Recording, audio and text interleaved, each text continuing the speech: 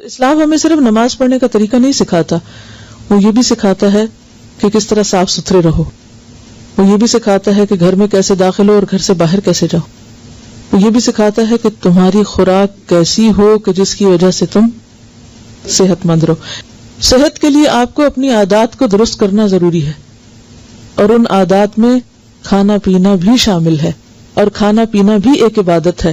اسی لیے سورۃ البقرہ میں لیس البر کی جہاں بات آئی تھی اور امت وسط کی جو ذمہ داریوں کی بات آئی تھی، تو پہلا حکم کیا ملا تھا؟ کھاؤ حلال اور طیب، حلال اور طیب کھاؤ، جنک فوڈ نہ کھاؤ، غیر طیب نہ کھاؤ، کیونکہ وہ لازماً صحت پر اثر انداز ہوگی. طرح طرح کی بیماریاں پیدا ہوں گی. اگر وقتی طور پر کچھ نہیں بھی ہو رہا نا، تو الٹیمیٹلی ایسی ایسی بیماریاں پیدا ہوں گی کہ جس میں پھر تم عبادت کے قابل نہیں رہو گے، تم خدمت خلق کے قابل نہیں رہو گے، تم پڑھنے لکھنے کے قابل نہیں رہو گے. تو اس کے لیے ضروری ہے کہ کچھ ایسی غذائیں، چاہے پسند ہو یا نہ ہو، کسی نہ کسی شکل میں جو طبیعت کو جتنی بھی موافق آتی ہوں، کچھ نہ کچھ اس میں سے ضرور لیا جائے. کیونکہ نبی صلی اللہ علیہ وسلم کو جو کچھ یہ سکھایا گیا یہ وحی الہی پر مبنی ہے. باقی طب اور سائنس اور میڈیسن جو ہے انسانوں کے تجربے اور مشاہدے پر مشتمل ہے. وہ تجربہ اور مشاہدہ صحیح بھی ہوتا ہے، اور بعض اوقات آپ نے دیکھا ہوگا کہ ہر تھوڑے عرصے کے بعد تبدیل کر دیتے ہیں، ٹھیک. لیکن جو چیز وحی الہی سے ثابت ہے، نازل ہے، وہ جھوٹی نہیں ہو سکتی. جیسے ایک شخص آیا، اس کے پیٹ میں تکلیف تھی، آپ نے کہا شہد پیو، اس کی تکلیف بڑھ گئی. آپ نے کہا کہ اللہ کی بات جھوٹی نہیں ہو سکتی، تمہارا پیٹ جھوٹا ہو سکتا ہے، اللہ کی بات جھوٹی نہیں ہو سکتی، تم اسے پیتے رہو. اور ہوا یہ کہ اسی سے پہلے زیادہ خراب ہوئی، بیماری بڑھی، ساری جسم کی صفائی ہوئی، اور پھر اسی سے صحت بھی ہو گئی. تو ان چیزوں میں لازماً ایک حکمت ہے. اور اگر ہم انہیں صرف ٹیسٹ کے لیے یا صرف غذائیت کے لیے بھی کھاتے ہیں تو بھی ٹھیک ہے، لیکن اگر سنت سمجھ کر اور اپنے مقصد کی تکمیل کے لیے ایک ٹول سمجھ کر استعمال کریں گے تو اس میں اجر بھی ہے. تو بھائی کہ ایک کام صرف ہم ٹیسٹ کے لیے کریں یا وقتی فائدے کے لیے کریں، کیوں نہ ہم اس کو بڑے فائدے کے لیے کریں.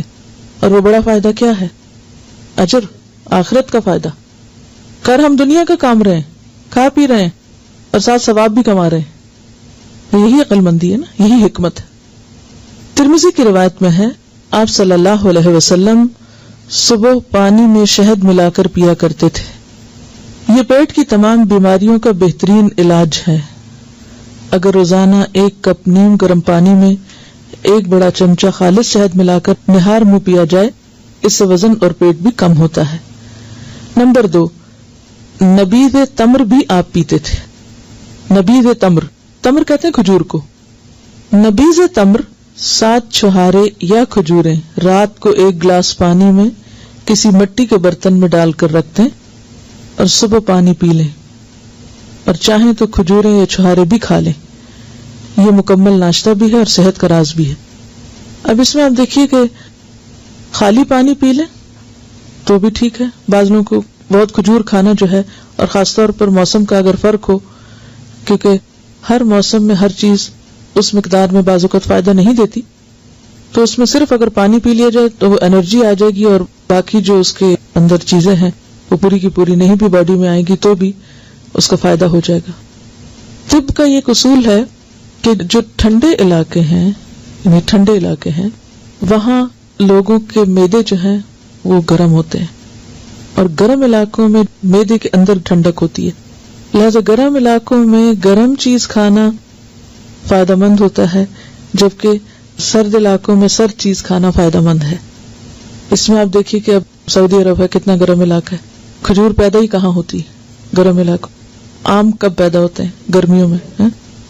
تو جب یعنی باہر ماحول گرم ہوتا ہے اور جسم کے باہر کا ٹیمپریچر گرم ہوتا ہے تو انسان کا معدہ اندر سے، یعنی کہ فطرت کا نظام ایسا ہے. اور اگر باہر ٹھنڈک ہے تو انسان کے اندر گرمی ہے. تو اگر انسان اندر اور باہر کو ایک طرح سے بیلنس رکھے تو وہ غذا اس کی صحت کے لیے فائدہ مند ہے. شہد اگر خالی لیا جائے یعنی چاٹا جائے تو اس کی تاثیر اور ہے، اور پانی میں ڈال کے لیا جائے تو اس کی تاثیر اور ہے.